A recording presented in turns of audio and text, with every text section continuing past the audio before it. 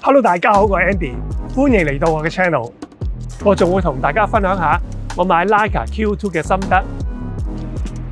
我之前考慮買 Leica 嘅時候，我都有一個迷思，究竟係買 M 系列嘅手動相機啊，定係買自動嘅 Q 或者 SL 系列呢？最後尾咧，我都係揀咗 Q 系列嘅相機。點解會揀 Q 系列嘅相機呢？或者你同我考慮嘅點都會係一樣嘅。首先要想決定係自己屬於邊一種類型嘅，你係屬於好有信心去做手動對焦啊，定係冇乜信心去做手動對焦啦？因為我自己咧係有視力嘅問題嘅，所以我自己咧就冇乜信心去玩 M 機做呢個手動嘅對焦啦。而所以咧我就會揀一係咧就揀大部啲嘅 SL。一係咧就揀細部啲嘅 Q 啦，而因為我中意輕巧嘅關係咧，所以我喺自動對焦方面咧，我就揀咗 Q 系啦。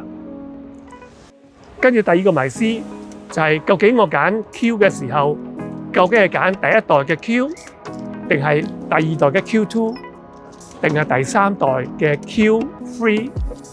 Q3？Q3 又有28mm， 又有43mm。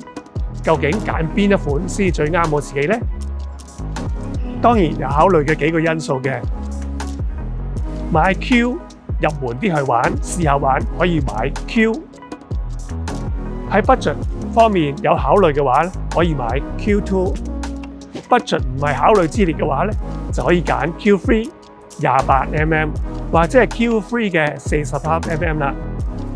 我自己咧就想試下入門一啲嘅，所以咧我就撇除咗 Q3 先，於是就會諗究竟係買萬零蚊嘅 Q1， 定係買貴少少2萬蚊到嘅 Q2 啦。我都做過一啲功課嘅，始終 Q1 係第一代嘅機啦，佢嘅對焦或者係佢嘅像素都會係舊少少，冇咁新，所以咧我就會揀咗中間呢個 Q2 啦。佢嘅對焦咧就好多，而且咧佢像素咧去到4700幾萬像，都好足夠我哋日常使用噶啦，所以我就揀咗 Q2 啦。咁你會問Q2 咁多個價錢，究竟點揀好呢？冇錯啊，我哋睇好多嘅廣告裏面，又或者係喺網上面，我哋都會見到一啲二手嘅 Q2 嘅價錢，由2萬蚊樓下，去到2萬中間都會有嘅，究竟我會點樣揀呢？好老實講，我自己咧都考慮咗好耐，睇咗好多嘅廣告，亦都問過朋友同埋 AI， 到最後結論咧就係1分錢1分貨。你買貴啲嘅，自然個成色就會好啲啦；買平啲嘅，成色就冇咁靚啦。我亦都摸上手。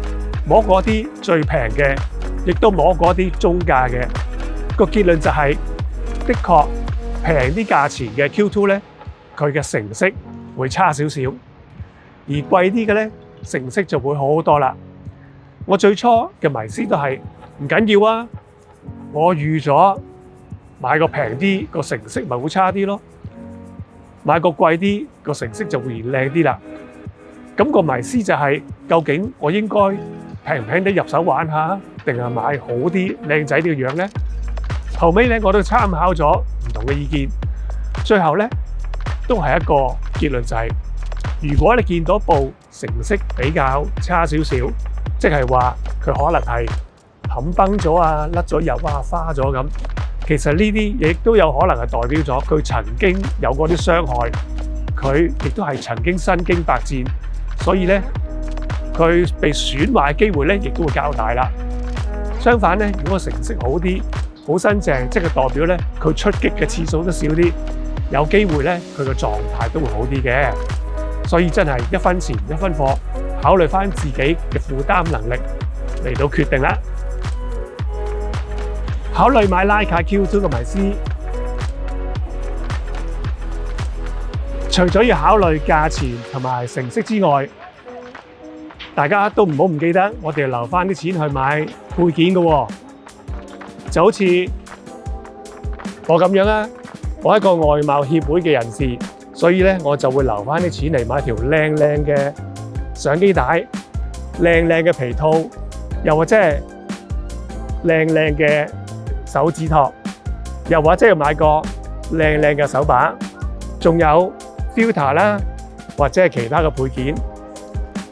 另外一樣好重要嘅咧，就係買電芯啦。Leica Q 嘅電芯咧，可以有兩種，一係咧就買翻 Q2 本身，亦都可以買 Q3 出嗰粒嘅。我自己咧就買咗 Q3 嗰粒啦，因為咧容量會大少少，而且係新款一啲，所以咧我就買咗 Q3 嗰粒電啦。唔知你哋有啲咩可以同我分享下咧？歡迎大家留言話俾我聽，你哋買 Q2 嘅心得。希望日後喺唔同嘅地方可以同你哋一齊撞到你哋一齊影相，一齊影。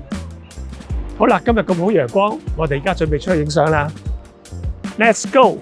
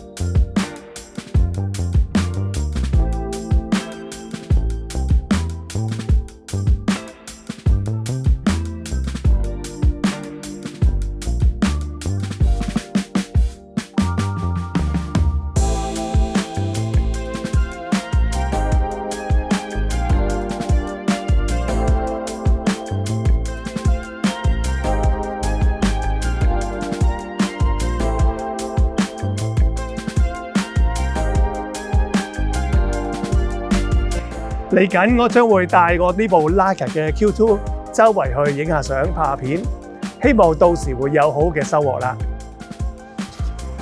如果你喜歡我呢條片，請你點讚、訂閱、分享、留言。我哋下次見，拜拜。